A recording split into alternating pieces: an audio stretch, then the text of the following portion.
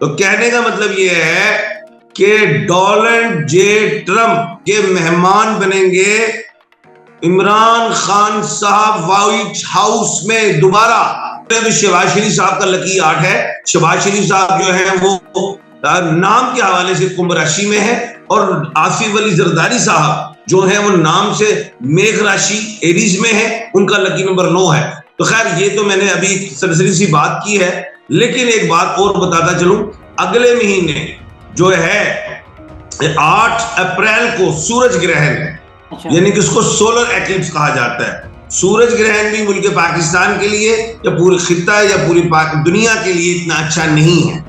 तो कहने का मतलब यह है कि इस साल मैं थर्ड वर्ल्ड वॉर की तरफ नजर देख रहा हूं कि सिंबल बल्ले का निशान जा चुका है। अभी जिमनी इलेक्शन आने, तो जिमनी इलेक्शन में बल्ले का निशान होगा, दोबारा मिलेगा। जब वो बल्ले का निशान मिल जाएगा, ये मैं आपको खुशखबरी दे रहा हूं। इंट्रा पार्टी इलेक्शन चैलेंज दोबारा कर दिया हुआ है अकबर एस बाबर साहब ने इलेक्शन कमीशन ऑफ पाकिस्तान में, लेकिन इस दफा Election Commission of Pakistan Akbar S Babar को फारिग कर देंगे। उनकी इलेक्शन वो जो एप्लीकेशन उड़ा देंगी, इंट्रा पार्टी मान लिया जाएगा, बल्ला मिल जाएगा। ये खुशखबरियां दे रहा हूं मैं। अच्छा, एक बात, नंबर 2, IMF के कर्जा मिल जाने के बाद फजलुर रहमान साहब कारी जरब लगाएंगे नून लीग को। नंबर 2, सबसे पहले जो बड़ी जरब होगी वो पीपल्स पार्टी लगाएगी। नंबर 3, MQMB लगाएगी। तो नून आपको रेत की दीवार जो उठाती हुई नजर आएगी।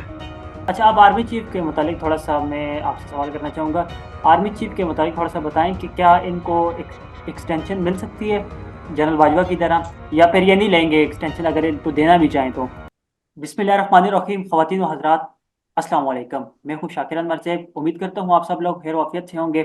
आज एक नए मेहमान के साथ, एक नए मौजू के साथ आपकी खिदमत में हाज़िर हुआ हूँ। मेरे साथ मौजूद हैं Royal International palmist and advocate MA Shahzad साहब। सर, सबसे पहले बहुत बहुत शुक्रिया आपका कि आपने अपना कीमती वक्त मुझे दिया है। आगाज़ हम यहाँ से करते हैं कि पाकिस्तान की जो मौजूदा सूरत हाल है, जिस तरह से इलेक्शन हुए आपके सामने है, कर्ज़ों में डूबा हुआ मुल्क है, तो कई आपके पास कोई आपके पास पेशन कोई अगर आप कर दें जिसमें यह हो कि पाकिस्तान का जो मुस्तकबिल है वो बेहतर से भी बेहतरीन है, कोई ऐसी पेशन गोई आपके पास है या कोई ऐसी पेशन गोई आप करना चाहेंगे जिसमें पाकिस्तान का जो है ना मुस्तकबिल रोशन नजर आ रहा हो?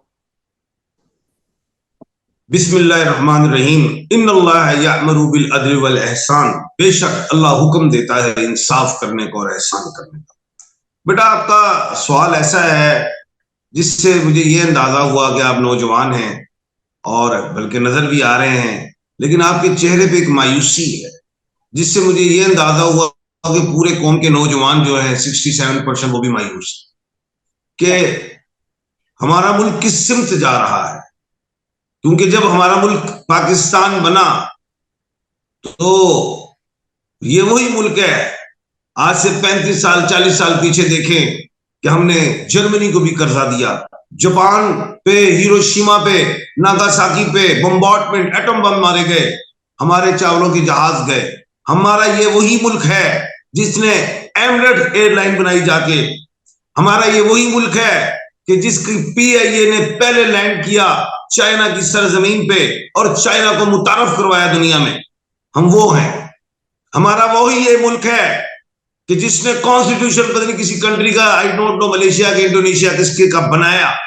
हमारा ये वही मुल्क है कि जिसने 1971 के आईन में फंडामेंटल राइट एक 6 रिट भी बनाई। 5 रिटें तो हमें मिल गई थी जो बरतानिया दे गया था। कानून तो हमारे पास बरतानिया का था, और कानून और बरतानिया ही के सारे शाही लवाजमात आज तक चल रहे हैं बग्गियों के आगे पीछे, घोड़े, गाड़ियां, वही बड़े बड़े बंगले, लेकिन जो कानून देके गए वो हमने नहीं अपनाया। ये तो समझ में आ गई कि मायूस हो गए हैं नौजवान। और ये भी मुझे पता है कि कुफर की जो है हुकूमत चलती है लेकिन जुल्म और जबर की नहीं चलती, ये भी मुझे पता है। मुझे पता है मेरी कौम, मेरे आप लोग मायूस है, लेकिन एक बात बताता चलो, ये मुल्क कलमे के नाम पे बना है, ला इलाहा इल्लल्लाह मोहम्मद रसूलुल्लाह। बेशक। और जब तक कलमा है मुल्क पाकिस्तान भी है अल्लाह के हुक्म से। और नंबर 2, अब हम आते हैं सीधी तरफ कि बात यह है कि ये मेरा मुल्क तरक्की उस वक्त करेगा, अभी देखो IMF से पैसे आ जाएंगे, ये पेशन गोई दे दी है। अब बात ये पैसे IMF से पैसे आ जाएंगे। अच्छा। अब ये है बात कि पैसे लगेंगे कहाँ, वेबसाइट पे डाला करें, अवाम को बताया करें ये पैसे इधर जा रहे हैं इधर जा रहे हैं। मैं ये कहता हूं मुल्क की तरक्की का राज जो है वो है किसानों को अगर हम प्रमोट करेंगे, उनको जमीनें दें, उनके बच्चों को दें जो बेरोजगार है, जब उनको देंगे तो ऑटोमेटिक आप फसल उगेगी और आप एक्सपोर्ट करेंगे, मुल्क की महंगाई कम होगी। ये तो एक राज है। चलो अब हम सितारों पे चलते हैं। तजिया या जो था वो तो मैंने दे दिया। ये साल जो है 2024 2 और 2 और 4 ये बनता है 8। अब जो 8 का जो डिजिट होता है न्यूमरोलॉजी में चले, 1 अल्लाह, 2 नबी करीम सल्लल्लाहु अलैहि वसल्लम, 3 जो है सफर, 4 जायदाद, 5 बख्त, 6 सहर जादू, 7 शराकत मुनाफकत, 8 लड़ाई और झगड़ा। 2024 8 है, ये लड़ाई और झगड़े से रिलेट है। और इस साल का जो बादशाह है वो मंगल है जिसको मार्स कहते हैं, और इस साल का जो वजीर है वो शनि है जिसको हम सैटर्न कहते हैं। अच्छा, मंगल बादशाह है तो इसका मतलब मंगल पूरी दुनिया के लिए है, मार्स, ठीक है, बादशाह। तो इस साल लड़ाई झगड़े, मैंने पहले भी कहा था जल्जले भी आएंगे, पहले भी पिछले साल से मैं कह रहा हूं कि 2024 अच्छा नहीं है, ठीक है। 8 अरबी में इस तरह पहाड़ की तरह लिखा जाता है, और 8 अगर हम देखें बचपन में तो 8888 वाली डिजिटल जो हम वॉच यूज करते थे, हर 8 के डिजिट से हर डिजिट बनता है। तो बड़े बड़े दुनिया में जल्जले भी देखें वो 8 पे आए होंगे, या डिजिट्स को काउंट करें 17 1 और 7 बने तो वो 8 बन जाएगा। तो 8 का ये जो साल जो आया है 2024 8 बनती है, और शनि की 8 है, और मंगल इस साल का बादशाह है और उसका भी लकी नंबर 9 है, और मंगल यानी कि 8 और 9 हो गए। अब 8 को अगर हम गौर करें तो शहबाज शरीफ साहब का लकी 8 है। शहबाज शरीफ साहब जो है वो नाम के हवाले से कुंभ राशि में है, और आसिफ अली जरदारी साहब जो है वो नाम से मेघ राशि एरीज में है, उनका लकी नंबर 9 है। तो खैर ये तो मैंने अभी सरसरी सी बात की है, लेकिन एक बात और बताता चलूं, अगले महीने जो है 8 अप्रैल को सूरज ग्रहण है। अच्छा। यानी कि उसको सोलर एक्लिप्स कहा जाता है। सूरज ग्रहण भी मुल्क पाकिस्तान के लिए या पूरे खित्ता या पूरी दुनिया के लिए इतना अच्छा नहीं है। तो कहने का मतलब यह है कि इस साल मैं 3rd वर्ल्ड वार की तरफ नजर देख रहा हूं। अगर फलस्तीन पे जुल्म ना कम हुआ तो 3rd वर्ल्ड वार की तरफ जाएंगे। ये तो मैंने दुनिया की पेशन गोई कर दी। अब हम आते हैं PTI के हवाले से। आपने एक बात सवाल कीजिए। आप PTI के हवाले से मैं ये सवाल करना चाहूंगा कि पाकिस्तान में जो अभी इलेक्शन हुए हैं उसमें PTI वाले जो हैं वो इलेक्शन को तस्लीम नहीं कर रहे हैं। वो कई जगह कह रहे हैं कि धांधली हुई है, कई जगह कह रहे हैं कि धांधला हुआ है। तो मुझे ये बताएं कि PTI का मुस्तकबिल आप क्या देखते हैं, कहाँ है PTI का मुस्तकबिल? क्या इमरान खान साहब जेल से बाहर आ जाएंगे या नहीं? इमरान खान साहब सबसे पहले इलेक्शन हुए 8 को, 8 फरवरी को, वो भी 8 था। मैं शुरू से कहता रहा, बड़े बेशुमार चैनल्स पे 8 में लड़ाई होती है। 8 को इलेक्शन हुए, 9 को रिजल्ट आया। 8 जो शनि का था जिसमें वो शहबाज शरीफ साहब आ गए, 9 तारीख को रिजल्ट आया जिसमें आसिफ अली जरदारी आ गए, 2 डिजिट उनको मिल गए।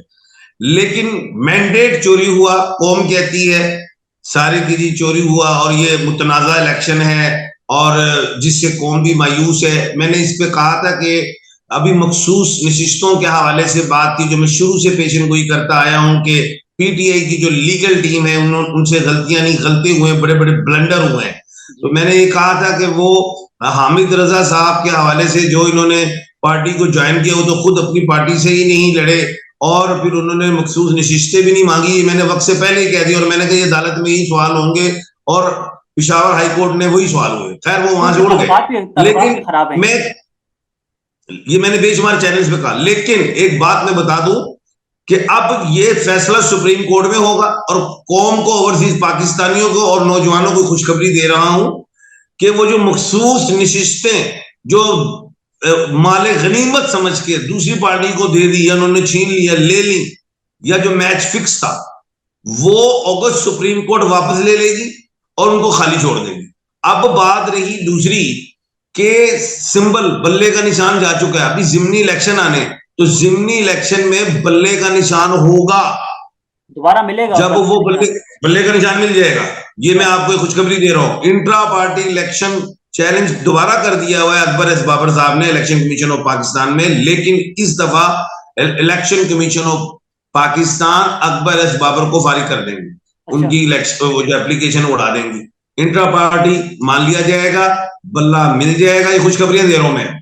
अच्छा, अब दूसरी बात यह है कि अगले महीने सेनेटर्स के इलेक्शंस हैं 2 अप्रैल को जी। अच्छा, उसमें बड़ी अहम बातें हैं, उसमें बता देता हूं, अनवारुल हक काकड़ साहब जीत जाएंगे, मोहसिन नकवी साहब जीत जाएंगे, उसमें फैसल वाडा साहब जीत जाएंगे, उसमें अहमद चीमा साहब जीत जाएंगे। अब 3 ऐसी सेनेटर हैं, या पीटीआई की तरफ आ रहा हूं मैं, पीटीआई में मुराद सईद साहब पे ऑब्जेक्शन लग जाएगी बहुत बड़ी, क्योंकि नंबर 2 यास्मीन राशिदा साहब इलेक्ट होना मुश्किल हो जाएंगी, सनम जावेद इलेक्ट होना मुश्किल होंगी। गो के सनम जावेद 1/12 के खाने के मालिक हैं, मजबूत हैं, लेकिन मुश्किलात में वो आएंगी। अब आते हैं सितारों की तरफ दोबारा। इस साल में 18 सितंबर को चांद ग्रहण है दोबारा, और इसी साल में 2 अक्टूबर या 3 अक्टूबर को सूरज ग्रहण है, वो भी मगरिब में है। अभी जो इस महीने चांद ग्रहण और अगले महीने सूरज ग्रहण, वो भी मगरिब में है। अब वो जो 18 सितंबर का चांद ग्रहण होगा वो इमरान खान के लिए बेहतरीन होगा, डोनाल्ड ट्रंप के लिए होगा बेहतरीन। डोनाल्ड ट्रंप जीतेंगे, इमरान खान के मजबूत हाथ पकड़ लेंगे, जिससे मौजूदा हुकूमत जो है वो डगमगाएगी। आसिफ अली जरदारी साहब जो सदर पाकिस्तान है, हमारे सुप्रीम कमांडर हैं, वो अपनी सेहत के साथ 5 साल तो गुजार लेंगे, और उनके नीचे 2 या 3 वजीर आजम आएंगे। अगर हम इसको देखें, शहबाज शरीफ साहब तो पीडीएम पार्ट 2 है, जरदारी साहब 5 साल पूरे करेंगे, और आप कह रहे हैं कि 5 सालों में 3 वजीर आजम बदलेंगे। हाँ, जरदारी साहब की सेहत ठीक रही, 5 साल पूरे किए, तो 3 वजीर आजम हो सकते हैं, 2 तो कन्फर्म है। अब 3 इसलिए मैं ये बात छोड़ रहा हूं कि अगर ये हुकूमत जाती है, क्योंकि पीडीएम पार्ट 2 मैंने कहा है, पहली पीडीएम पार्ट 1 जो थी वो 16-18 महीने रही, तो इस हुकूमत की मुद्दत कम होगी, उससे पहले कम होगी, ज्यादा नहीं होगी।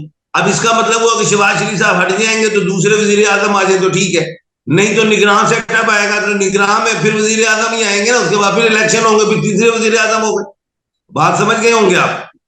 तो कहने का मतलब ये है कि डोनाल्ड जे ट्रंप के मेहमान बनेंगे इमरान खान साहब, व्हाइट हाउस में दोबारा पाकिस्तान की तरफ से नुमाइंदगी करेंगे वजीर आजम पाकिस्तान इमरान खान को।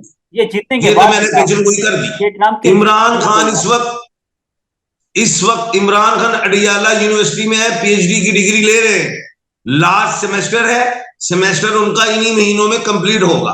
अब हम आते हैं कि खान साहब क्या ईद से पहले पाकिस्तान बाहर आ रहे हैं, नहीं आ रहे? कौम जानना चाहती, ईद मनाना चाहती है, रोजे रखे हुए हैं, परेशान है, हर मस्जिद में हर जगह घरों में दुआएं की जा रही, खान साहब बाहर आ जाए। तो अभी मैं ये समझता हूं सितारों के मुताबिक कि 27 मार्च तक पीटीआई फंसी हुई है, ये फ्रंट फुट पे ना जाए। अगर ये थोड़े अग्रेसिव होके फ्रंट फुट पे आते हैं तो खान साहब और डिले हो जाएंगे। फिलहाल अभी इस महीने खान साहब आते दिखाई नहीं दे रहे। दूसरी चीज, साइफर में और तोशा खाना का जो केस है वो इस्लामाबाद हाई कोर्ट से रिमांड हो जाएगा, बरी जिसे कहते हैं रिमांड हो जाना, वापस चले जाना नीचे। लेकिन अल कादर पे 10 और 14 साल की सजा फिर आएगी, और वो केस फिर आगे जाएगा ऊपर, एपीलेट कोर्ट में फिर रिमांड होगा। तो खैर, कहने का मतलब ये है कि वो जो 18 सितंबर का जो चांद ग्रहण होगा, ल्यूनर एक्लिप्स, उसमें खान मजबूत होगा, पीटीआई मजबूत होगी, हुकूमत कमजोर होगी, जो स्टेचर पे गई हुई है जी। तो अब मैं मरियम नवाज साहिबा की तरफ आपकी तरफ आऊंगा कि मरियम नवाज साहिबा के मुतालिक थोड़ा सा बताएं। मरियम नवाज साहिबा जो है वज़ीर आला बनी है, अभी नई नई वज़ीर आला बनी है, लेकिन आपको क्या लगता है कि ये मरियम नवाज साहिबा कंट्रोल कर रही है पंजाब को, या मियां मोहम्मद नवाज शरीफ साहब भी कंट्रोल कर रहे हैं? देखिए, मियां मोहम्मद नवाज शरीफ साहब 1/4 के खाने के मालिक हैं, और मरियम नवाज साहिबा वो भी 1/4 के खाने की मालकिन हैं, अच्छा और इधर शहबाज शरीफ साहब 1/12 के खाने के मालिक हैं। मैंने एक पेशन गोई की थी कि 1/4 के साथ 1/4 नहीं आएगा, यानी कि नवाज शरीफ साहब अगर वजीर आजम होते तो उनकी बेटी मोहतरमा मरियम नवाज साहिबा नहीं बन सकती। हाँ, शहबाज शरीफ वजीर आजम होते हैं तो फिर इनकी भतीजी आ सकती हैं, ये एक पेयर चलता है। अब मरियम नवाज साहिबा जो है, मरियम जो नाम है वो सूरज से है, ये लॉर्ड होता है, इसके इर्द गिर्द प्लैनेट्स घूमते हैं। तो कहने का मतलब ये है कि बाबूजी जो है वो चाहे जितनी मर्जी डिक्टेशन दे दें, शहबाज शरीफ साहब जितना मर्जी अपनी भतीजी को कह दें कि जनाब ऐसे करें वैसे करें, लेकिन मैं ये समझता हूँ कि मरियम नवाज साहिबा जो है मेंटली तौर पे एक एडमिनिस्ट्रेटर है, वो अपनी मर्जी करेंगी, और ठीक है वो सुन लेंगी, पापा की भी सुन लेंगी, चाचा जी की भी सुन लेंगी, लेकिन वो अपने जो उनके अपने कार्ड हैं वो उनको जो है वो खेलेंगी। वो मैं नहीं समझता कि वो 100% फॉलो करें उनके जो भी प्रोग्राम हो, ऐसा मैं नहीं देखता। एक सूबा बहुत बड़ा है, पंजाब है, और फर्स्ट टाइम वजीर आला और बहुत बड़ी सीट है, तो मैं नहीं समझता कि ये इसी हुकूमत करें, क्योंकि अपोजिशन भी इन्हें टफ टाइम देंगे। और साथ ही ये है कि बाबूजी ने भी तो जाना है, बाबूजी मियां मोहम्मद नवाज शरीफ साहब ने, बेटे तो आगे क्लियर हो गए, अब इन्होंने भी तो वापस जाना है। जाना कहाँ है? जाना है लंदन। अपना वहीं पे इंग्लैंड में। हाँ, मरियम नवाज साहिबा के साथ उनके एक अंकल होते हैं परवेज रशीद साहब, वो गाइडलाइन जिस तरह वो देंगे तो ज्यादा फॉलो वो उनको करेंगे। बिल्कुल जी, नवाज शरीफ साहब के बारे में आप थोड़ा सा बताएं कि नवाज शरीफ साहब की सियासत खत्म हो चुकी है अभी, और दूसरा शहबाज नवाज शरीफ साहब की सियासत का आखिरी कील मोहतरमा मरियम नवाज साहिबा ने लगा दिया।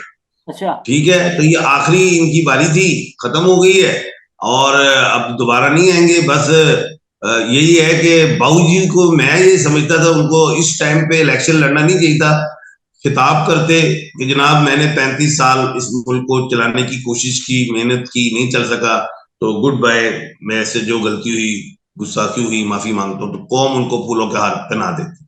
लेकिन वो गलती हो गई है, मैं ये समझता हूँ, क्योंकि वो एक जीरक सियासतदान है, उन्हें करना ये चाहिए था, लेकिन वो रह गए। और बाबूजी को मैंने शुरू से ही कहा था, 1 साल पहले से मैं कह रहा था कि बाबूजी को सज्जी दिखा के खपी मारी जाएगी। बाबूजी आ गए, वो छुट गए, ठीक है, सर्टिफिकेट ले आए थे बाहर से, जी मैं क्लियर हूँ, वो क्लियर हो गए, लेकिन वजीर आजम ये नहीं तो बन सके, ना सदर बन सके। जलसों जुलूसों में सर जाके कहते थे कि हमारी बात हो चुकी है, यानी कि जलसे जुलूसों में लोगों से जाके कहते थे। वो बात आप ठीक कह रहे हैं, जाहिर है वो तो एक बात है, लेकिन मैं जरा अपनी अंदाज से बयान करता हूँ, मेरा अंदाज से बयान कुछ और है, बताता हूँ मैं आपको मेरा क्या है, वो सुने। मैं कहता हूँ बाबूजी थे कोट लखपत यूनिवर्सिटी में, अच्छा और चले गए बाहर, 4 साल बाद आए कि जी मैं क्लियर हो गया जी, एग्जाम तो दिए नहीं। अभी इमरान खान साहब हैं अडियाला यूनिवर्सिटी में, अब वो ऑक्सफोर्ड की डिग्री, ऑक्सफोर्ड से डिग्री लेके आए थे, ग्रेजुएशन किया हुआ है उन्होंने वहां से, पोस्ट ग्रेजुएशन पोल साइंस में, तो पीएचडी की डिग्री कर रहे लास्ट सेमेस्टर में। असल डिग्री से कहते हैं, ये असल डिग्री होती है जो आसिफ अली जरदारी साहब जो थे, वो कराची यूनिवर्सिटी में किसी में थे, पता नहीं उस यूनिवर्सिटी का नाम नहीं आता, मच थी जेल कौन सी थी, आई डोंट नो, थी 13 साल उन्होंने एक डिग्री ली और निकले, और देख लो सियासत की बड़ी यूनिवर्सिटी, दूसरी दफा वो सदर पाकिस्तान बन गए, और 5 साल वो करेंगे सेहत के हवाले से। तो असल जो अब इमरान खान साहब डिग्री लाएंगे पीएचडी की, वो चाह जाएंगे, क्योंकि वो पहले से ही शुरू से ही, अगर गौर करें, मैंने हमेशा यही कहा कि वो इकबाल का शाहीन है, मशरिक का सूरज है, तो वो लीडर 100 साल बाद पैदा होता है, इस धरती पे लीडर पैदा हो गए, ऐसे नहीं जाएगा, गलतफहमी हो गई आप लोगों को। अभी एक यहाँ पे मैं एक सवाल करना चाहूँगा आपसे पीपल्स पार्टी के मुतालिक। सदर भी पीपल्स पार्टी का, और चेयरमैन सेनेट भी पीपल्स पार्टी का होगा, गवर्नर भी पीपल्स पार्टी के होंगे, लेकिन फिर भी वो जिम्मेदारी जो है ना वो नहीं ले रहे। जो वफाक में हुकूमत होगी वो नून लीग की होगी, तो ये सारी जिम्मेदारी, जो जितना भी गाना अगर डलेगा खुदा ना खास्ता, तो ये सारा नून लीग पे आएगा आपके नज़दीक? पीपल्स पार्टी कौन देखें जी, करेगी? नून लीग ने एक ऐसी गले में हड्डी फंस गई है, ना वो निकाल सकते हैं ना वो अंदर ले जा सकते, दोनों तरफ मौत है, नंबर 1। नंबर 2, उन्होंने ऐसी, मैंने वो आसिफ अली जरदारी साहब कहते थे ना, असेंबली में कहा था गालबन साल 2, 2.5, 3 साल पहले, कि हम सियासत की यूनिवर्सिटी हैं, हमारे स्टूडेंट डिफरेंट जमातों में बैठे हैं, मफहूम बयान किए, वो वाकई सियासत की यूनिवर्सिटी है। हुकूमत चली भी जाएगी तो उनकी सीटें वहीं पे रहेंगी, एक बात। नंबर 2, IMF के कर्जा मिल जाने के बाद फजलुर रहमान साहब कारी जरब लगाएंगे नून लीग को। नंबर 2, सबसे पहले जो बड़ी जरब होगी वो पीपल्स पार्टी लगाएगी। नंबर 3, MQMB लगाएगी। तो नून आपको रेत की दीवार जो उठाती हुई नजर आएगी। ये जरा पैसे आ लेने दें IMF के, फिर उसके बाद देखें नून जाति का। अच्छा, आप आर्मी चीफ के मुतालिक थोड़ा सा मैं आपसे सवाल करना चाहूँगा। आर्मी चीफ के मुतालिक थोड़ा सा बताएं कि क्या इनको एक्सटेंशन मिल सकती है जनरल बाजवा की तरह, या फिर ये नहीं लेंगे एक्सटेंशन अगर इनको देना भी चाहें तो? देखें, सिपा सलार हमारे जो है चीफ ऑफ आर्मी स्टाफ, ये जो आए हैं, इनके नाम बहुत बड़ा नाम है, आसिम मुनीर। आइन से आसिम है, ये मरीख का लफ्ज है, और मुनीर जो है ये सूरज से रिलेटेड है। ये एक मरीख और शम्स है, और मरीख और शम्स जब आपस में मिले तो दो मेल होते हैं। मेल जिनके मुजक्कर पावर है। पहले मैंने पेशन गोई की थी पहले भी कि दहशतगर्दी आएगी और ये काबू पा लेंगे, और तो इसलिए मैं ये समझता हूँ कि ऐसा हो सकता है। एक्सटेंशन का मुझे नहीं पता होनी नहीं होनी, लेकिन इन पे बहुत ज्यादा जिम्मेदारी है, आ गई है। और ये सब उस वक्त तक मुझे नहीं लगता कि जाएंगे जब तक दहशतगर्दी मुकम्मल सफाई हस्ती से न मिटा दें। और अभी वैसे भी ये दबंग नजर आते हैं, एक्टिव नजर आते हैं। और इस वक्त देख लें, जैसे ईरान ने हम पे कोई कुछ कर दिया था हमला, बहुत हमने जबरदस्त जवाब दिया। अभी अफगानिस्तान ने हम पे 2-4 दिन से हो रहा है, हम बड़ा जबरदस्त किस्म का जवाब दे रहे हैं। तो बात यह है, हमारी जो पाकिस्तान की जो फौज है, मैं ये समझता नहीं, जो हकीकत है दुनिया के 7वें नंबर पे है। तो मैंने तो एक किसी चैनल पे कह दिया था कि जनाब हमारे सिपा सलार जो हैं वो 4000 किलोमीटर मार करने वाला मिसाइल बनाए, ताकि फलस्तीन के ऊपर जो जुल्म हो रहा है वो खत्म हो जाए। तो ये क्या क्योंकि डॉक्टर अब्दुल करीम खान साहब ने जब ये ऐलान किया था कि हम बनाने लगे हैं, तो देखने फिर हाउस अरेस्ट भी हो गए, बड़ा कुछ हो गया। अब पूरी मुस्लिम उम्मा को, तमाम मुस्लिम ममालिक को चाहिए कि पाकिस्तान के साथ मिलकर बैठें और हमें मजबूत करें। दफाई हवाले से भी हम दफाई बहुत मजबूत है, लेकिन माशी हवाले से हम बिल्कुल जीरो हो गए, और वो हमारे सियासतदानों ने हमारे मुल्क को तबाह किया है। और मेरी बात याद रखना, इमरान खान को मैं क्यों लाइक करता हूं, वो इसलिए करता हूं, याद रखना उसके अल्लाह उसको जिंदगी दे, उसके मरने के बाद भी ये जो बनी गल है, ये शौकत खानम के लिए, अवाम के लिए है। इमरान खान की सारी जमीन जदाद इधर ही है, लेकिन हमारे सियासतदानों की, किसी का स्विट्जरलैंड निकलेगा, किसी का बरतानिया निकलेगा, किसी का जर्मनी निकलेगा, ये वहां पे उनकी निकलेंगी जायदादें। जी आर्मी चीफ साहब जो आप कह रहे हैं दहशतगर्दी जब तक खत्म नहीं होगी तब तक आर्मी चीफ साहब काम करते रहेंगे, लेकिन मैं समझता हूँ वो दहशतगर्दी पे काबू बल्कि पाई गए हैं, हो ही जाएगी काबू, मुकम्मल कर लेंगे। तो अगर अगले आने वाले दिनों में अगर ना हुई, साल लग जाए, 3 साल लग जाए, 4 हो साल, जाएगी, हो जाएगी, क्योंकि मैंने आपको बता दिया कि हमारी, आपको लगता है कि मैंने आपको बता दिया कि हमारी पाक आर्मी जो है वो दुनिया की 7वें नंबर पे है। ये हमारे लिए छोटी छोटी सी बातें हैं, इंशाल्लाह काबू हो जाएगी। अच्छा, अभी मैं आप 3 जनरलों के नाम लूंगा, वो रिटायर हो चुके हैं, फौत भी हो चुके हैं। उन अभी दुनिया में अगर उनके बारे में आप बात करें तो कोई इशू नहीं होगा, कोई मसला नहीं होगा। 3 जनरलों के नाम लूंगा, उनमें से आपका पसंदीदा जर्नल बताएं जिसने अमेरिका को भी आंखें दिखाई, जिसने पाकिस्तान के मफाद में बात की, पाकिस्तान के हक में बात की। सबसे पहले मैं जनरल ज़ियाउल हक का नाम लूंगा, दूसरे नंबर पे जनरल परवेज मुशर्रफ का, और तीसरे नंबर पे जनरल रहील शरीफ का। इन तीनों जनरलों में से कोई एक जनरल अपना बता दें पसंदीदा। देखो जी, मुझे तीनों ही पसंद है। अब अगर मैं जनरल ज़ियाउल हक साहब शहीद को मैं देखूं, तो उन्होंने सबसे बड़ी बात कि उन्होंने खाना काबा में नमाज पढ़ाई। जी, आपको इस बात का पता है? बिल्कुल नहीं पता होगा आपको। पता है, बिल्कुल। खाना काबा में नमाज पढ़ाई है, इससे बड़ी और क्या बात हो। और मर्द, वो उनका कोई नारा था उस टाइम पे, मर्दे मोमिन मर्दे हक, ज़ियाउल हक, ज़ियाउल हक, अच्छा नाम था, हमें याद है। शहीद हुए भावलपुर वाली साइड पे, और बहुत मैं समझता हूँ जीरत इंसान, बहुत दाना थे और बहुत नेक थे। और जब वो शहीद हुए तो कुरान पाक भी था उनके सीने पे, ये भी आपको शायद चीज का नहीं पता होगा। तो दूसरी बात ये कि नजरिया जरूरत भी होता है, डॉक्ट्राइन ऑफ नेसेसिटीज का भी होता है। मुल्की हवाले, दुनिया के दुनिया को भी देखा जाता है, इस तरफ रुख किस तरफ है, किस तरफ जंग गई है, किस तरफ लड़ाई गई है। अगर हम अभी देखें कि यूक्रेन पे जो मामलात हैं, फिर प्यूटन सदर बने, अब ये तो पाकिस्तान ने देखना होता है, और हम तो सबके साथ दोस्ती रखते हैं, हम लड़ाई नहीं रखते। पाकिस्तान के कैसा है? अच्छा, जो मुशर्रफ साहब, अल्लाह पाक उन्हें जन्नतुल फरदौस में आला मुकाम दे, परवेज मुशर्रफ साहब, और परवेज पे तो मैंने बड़ी बात की कि 4 परवेज हुए हमारे मुल्क में। एक परवेज मुशर्रफ साहब, एक परवेज कियानी साहब, एक परवेज खटक साहब, और एक परवेज इलाही साहब। तो चारों को बड़े बड़े ओहदे मिले। परवेज जो मुशर्रफ साहब थे, उनका एक नारा ही बहुत बड़ा था कि सबसे पहले पाकिस्तान। बिल्कुल ऐसे ही है। ठीक है, ठीक है। और उन्होंने पाकिस्तान को बचाया, इसमें कोई शक नहीं। राहील शरीफ साहब जो हैं, उनको अगर देखें, उनके भाई शबीर हुसैन जो थे, वो निशाने हैदर हुए। उनके मामू राजा मेजर राजा अजीज भट्टी शहीद, निशाने हैदर हुए। उनके घर में 2 निशाने हैदर, और वो मट्टी वफा की मट्टी है। तो मैं तो बड़ा लाइक